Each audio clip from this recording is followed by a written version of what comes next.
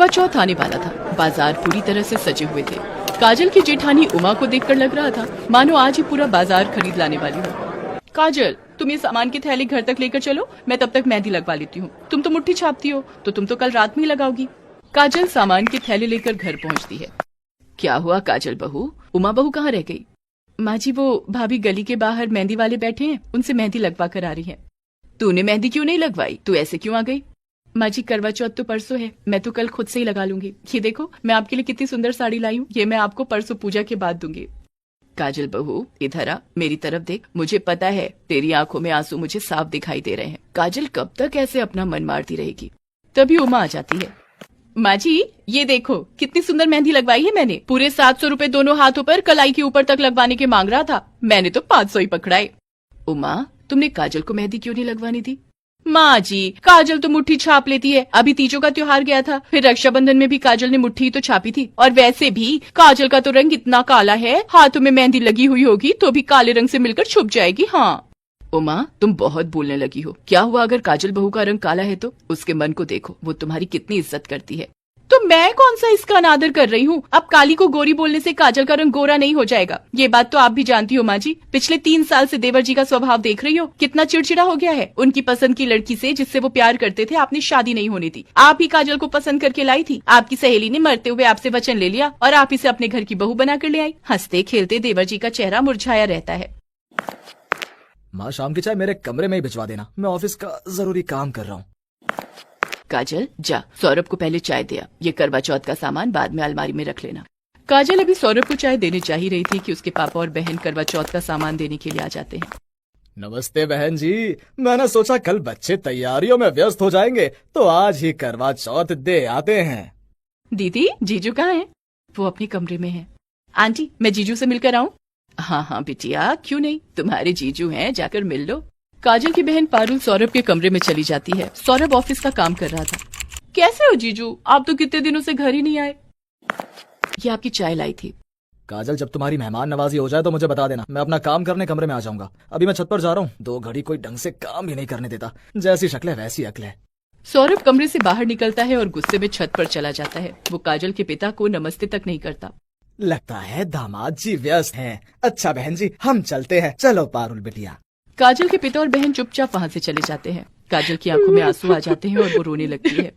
चुप हो जा बहू, मुझे सचमुच सौरभ पर बहुत गुस्सा आता है। उसका इस तरह से व्यवहार बिल्कुल ठीक नहीं है।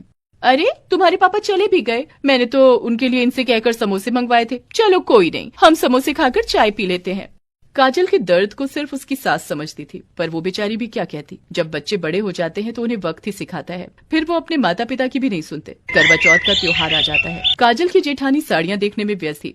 सुनो जी, मैं इसमें से कौन सी साड़ी पहनूं? आपको पता है शाम की पूजा में सब अच्छे से तैयार होकर आती हैं, मुझे उन सबसे ज्यादा सुंदर दिखाई देना है। तो माँ, तुम कुछ भी पहन लो, तुम्हारे ऊपर सब अच्छा लगता है, आखिर तुम हो ही इतनी सुंदर।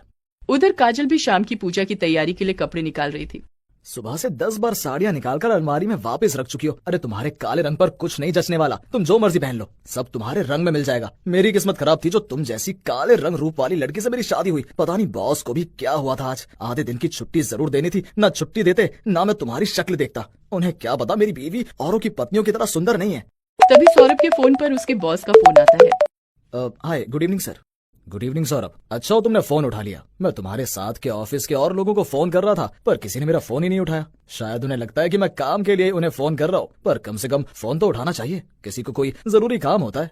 क्या हुआ सर, कोई परेशानी है? मुझे बताइए, मैं अभी आ जाता हूँ। अरे नहीं नहीं, परेशानी मुझे नहीं है। वो आज मेरी सिस्टर का पहला करवा चौथ है तो उसके ससुराल वाले एक बड़ी पार्टी कर रहे हैं। उसके घर करवा चौथ देने भी जाना है। मेरी पत्नी शोभना को साड़ी बांधनी नहीं आती है। शोभना को और भी तैयारी करनी है, इसलिए वो पार्लर नहीं जा पा रही। और इस समय एक पार्लर वाली से पूछा भी था, पर सब पार्लर बिजी हैं। वही परेशानी हो रही है। मैंने सोचा तुम्हारी पत्नी की नजर में कोई पार्लर वाली हो तो वो हमारे घर भेज दे। जी सर, मैं अभी 10 मिनट में आपको फोन करके बता। सौरभ सीधा अपनी भाभी उमा के कमरे में जाता है। भाभी, अगर आपको साड़ी बांधनी आती है तो थोड़ी देर के लिए आप ही मेरे साथ चल लो, सर का काम हो जाएगा। अब तुम्हारे सर की पत्नी को तैयार करने में मुझे क्या मिलेगा? मैं अपना समय क्यों खराब करूं? इससे तो मैं खुद ही तैयार ना हो जाऊं। सौरभ बेटा, तू भी किससे पूछ रहा है? उमा ने आज तक कभी किसी की मदद की है जो वो आज करेगी? एक बार काजल से पूछ ले, शायद उसकी जानकारी में कोई पार्लर वाली हो।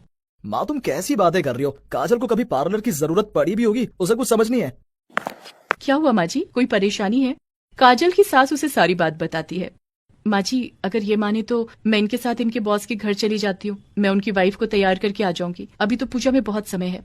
सौरभ बेटा, काजल ठीक कह रही है। अगर किसी को हमारी जरूरत पड़े तो हमें उनके काम आना चाहिए, और वैसे भी वो तुम्हारे बॉस हैं। तू काजल बहू को ले जा। माँ के कहने पर सौरभ काजल को अपने बॉस के घर ले जाता है। काजल को देखकर शोभना बहुत खुश होती है। काजल उसे बहुत सुंदर तैयार कर देती है। काजल, तुमने तो सचमुच पार्लर से भी अच्छा मुझे तैयार किया है। अब नंद की ससुराल जाओ तो बहुत से लोग देखते हैं। Thank you Kajal, you are so sweet. Thank you so much Saurabh. Kajal ji, आपने तो सचमुच शोभना को बहुत अच्छा तैयार किया है। अब इनके लिए कुछ खाने पीने का इंतजाम करो। सर, मेरा तो आज करवा चौथ का व्रत है। शाम को चंद्रमा देखकर ही मैं पानी पीऊंगी। अरे हाँ, मैं तो भूल ही गया था। आज तो आप दोनों का करवा चौथ का व्रत है। हाँ, फिर भी देखो, काजल कितनी हिम्मत करके मेरे लिए यहाँ आई, मुझे तैयार किया। अब घर जाएगी, खुद भी तैयार होगी और पूजा भी करेगी। सचमुच काजल, तुमसे मिलकर बहुत अच्छा लगा। तुम बहुत अच्छी हो। सौरभ जी, आज तो काजल कुछ खा नहीं सकती, लेकिन इस संडे डिनर पर आप दोनों इनवाइट हो। काफी देर तक शोभना और उसके पति काजल और सौरभ के साथ बात करते रहे। काजल भी उनके साथ इतनी घुल मिल गई मानो उनके परिवार का हिस्सा हो। सौरभ का मान सम्मान आज काजल की वजह से और बढ़ गया था। सौरभ मन ही मन बहुत शर्मिंदा था कि जिस पत्नी को रूप रंग के लिए उसने हमेशा अपमानित किया, आज वही पत्नी उसके सम्मान का प्रतीक बनी थी, वही उसके काम आई थी। सौरभ मन ही मन अपने आप से वादा करता है, काजल कितनी अच्छी है। मैंने उसके साथ कितना गलत किया। वो बहुत सुंदर है, ये आज मुझे पता चल गया। काजल घर आती है और 16 श्रृंगार करके तैयार होती है। इतनी देर में सौरभ भी उसके पास आता है। मुझे माफ कर दो काजल, मैं तुम्हारी सुंदरता को पहचान नहीं पाया। मैं सचमुच बहुत भाग्यशाली हूँ कि तुम मुझे मिली। अपने पति का प्यार पाकर काजल बहुत खुश थी। काजल के चेहरे पर आई मुस्कान देखकर उसकी सास बहुत खुश होती है। उसके बाद उमा और काजल दोनों मिलकर चंद्रमा की पूजा करती हैं और अपना करवा चौथ का व्रत पूरा करती हैं।